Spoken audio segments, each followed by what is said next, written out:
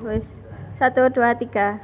Assalamualaikum warahmatullahi wabarakatuh. Perkenalkan, kami dari kelompok 4 akan mempresentasikan pembelahan sel meiosis pertama. Muhammad Habib absen 22. Hafiza Hikmah 18, Wansa Jayati absen 11, Nayastia Ferali absen 25. Apa itu pembelahan sel meiosis? Pembelahan sel meiosis adalah proses pembelahan sel yang menghasilkan 4 sel gamet dengan jumlah kromosom setengah dari sel induk. Ciri-cirinya yang pertama yaitu pembelahan ini berlangsung di dalam sel gonad yang ada pada organ kelamin untuk menghasilkan sel gamet. Kedua, pembelahan meiosis memiliki 2 tahapan, yakni meiosis 1 dan meiosis 2. Yang ketiga, pembelahan meiosis akan menghasilkan 4 buah sel anakan yang sifatnya haploid. Sel anakan ini nantinya tidak akan membelah lagi. Yang keempat, pembelahan meiosis hanya terjadi pada organisme dewasa. Selanjutnya ada tujuan dari pembelahan ini. Tujuan utama dari pembelahan sel adalah untuk membentuk sel-sel baru. Dari sel baru inilah nantinya akan terbentuk sebuah jaringan.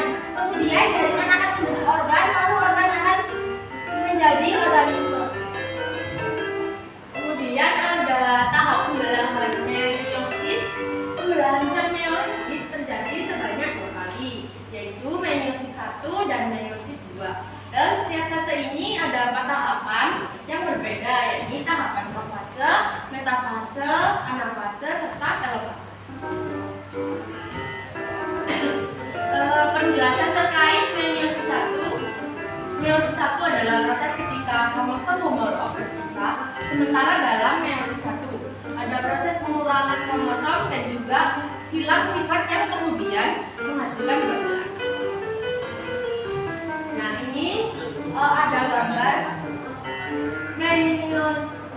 sebelumnya saya akan menjelaskan tentang fase profase 1. Ini diawali oleh kondensasi kromatin, akan tetapi berbeda dengan fase profase yang terdapat dalam pembelahan mitosis. Di profase meiosis ini terjadi pelekatan 2 kromosom berdua. Berikut adalah gambar. Metafase 1, fase ketika kromosom berada sejajar di garis akuator sel dan juga semua gelendong sudah melekat pada netopor kromosom.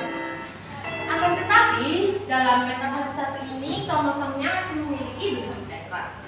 Kemudian ada anafase 1, kromosom yang mendekatkan dirinya ke kutub hanya memiliki 2 DNA saja. Hal ini terjadi karena seluruh kromosom telah berbeda dengan anafase yang ada pada pembelahan mitosis yang setiap kutub mendapatkan 4 DNA karena yang berpindah hanya kromatin saja.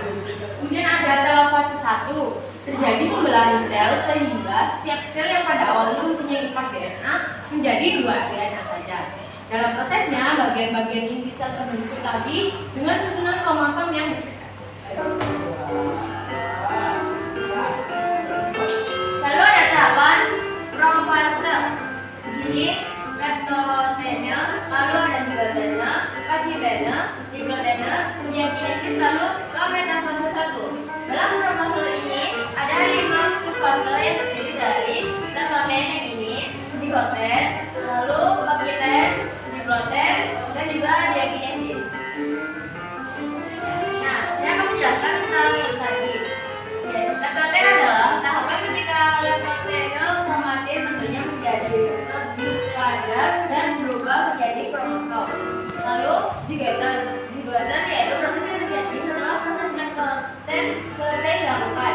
Dalam proses ini kromosom akan membentuk sinapsis yang kemudian berpasangan dengan homolognya. Pachyten adalah fase ketika lengan tangan kromosom menjadi ganda.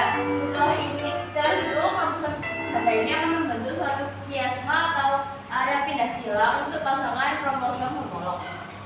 Diploten. Dalam tahap diploten terjadi rekombinasi kromosom yang diakibatkan oleh proses kromatid yang berpindah silang pada kiasma. Diakinesis. Dalam fase terakhir ini sel-sel akan terbelah menjadi 2 buah sentriol dan juga membran inti akan menjadi terhalang. Sentriol sendiri merupakan komponen yang ada pada sel yang bertugas menarik kromosom. Ini ada meiosis 2. Saya baca dari sini ya. Ini lanjutan dari meiosis 1. Ada interkinesis, profase 2, metafase 2, ada fase 2, sel fase 2, lalu ada sitokinesis 2. Kinesis 2 adalah proses ketika kromatid sister berpisah, tidak ada proses pengurangan kromosom dan silang sifat sehingga menghasilkan 4 buah sel anak. Lalu saya akan menjelaskan tentang tahapannya nanti. Fase 2. Setelah telofase 1 selesai, proses berlanjut ke tahap pembelahan yang kedua. Prosesnya sendiri dimulai dengan gelendong yang muncul serta kromosom yang mulai bergerak mendekati ekuator. Lalu ada metafase 2. Dalam metafase ini, kedua kromosom posisinya sudah menjajar di ekuator dan benang spindel sudah melekat pada kinetokor. Lalu ada anafase 2. Pada fase ini, kromatid saudara yang mempunyai sifat genetik sama akan ikut menuju ke sentrometer lewat jalur benang spindel. Dalam pembelahan ini terjadi pembelahan ekuasional dengan jumlah yang sama. Jadi berbeda dengan anafase 1 yang jumlah kromosomnya berkurang setengah. Dalam anafase 2 jumlah kromosomnya tetap yaitu 2 DNA atau haploid. Ini ada telofase 2. Setelah proses pembelahan pada tahapan ini, keadaannya akan menjadi seperti ini. Dua sel baru yang itu mempunyai sifat haploid. Lalu lama sel secara genetik berbeda karena terjadi proses mutasi atau crossing over. Lalu membran sel dan juga nukleus akan bertemu lagi. Kemudian kromosom akan kembali menjadi kromatid. Terakhir sitoplazma akan terpisah. Sebab pembelahan meiosis salah proses pengembangbiakan kehidupan hewan, tumbuhan, dan juga manusia. Artinya pembelahan meiosis berlangsung di bagian sel makhluk hidup, khususnya contohnya seperti sel telur, sel sperma pada hewan dan manusia, atau sel bakal biji dan sel pencari bahan.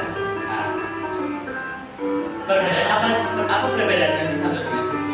Meiosis 1 adalah tahapan pembelahan yang menghasilkan 2 sel anakan yang masing-masing memiliki setengah dari jumlah kromosom sel induk. Sementara meiosis 2 adalah tahapan pembelahan yang menghasilkan 4 sel anakan yang masing-masing memiliki setengah dari jumlah kromosom sel induk. Perbedaan pembelahan meiosis dan mitosis sebelum dari kelompok sebelumnya, yaitu kelompok mitosis, pembelahan meiosis lebih ke arah reproduksi, sedangkan pembelahan mitosis lebih ke arah Pertumbuhan. Terus Sekian presentasi dari kelompok kami. Assalamualaikum warahmatullahi wabarakatuh.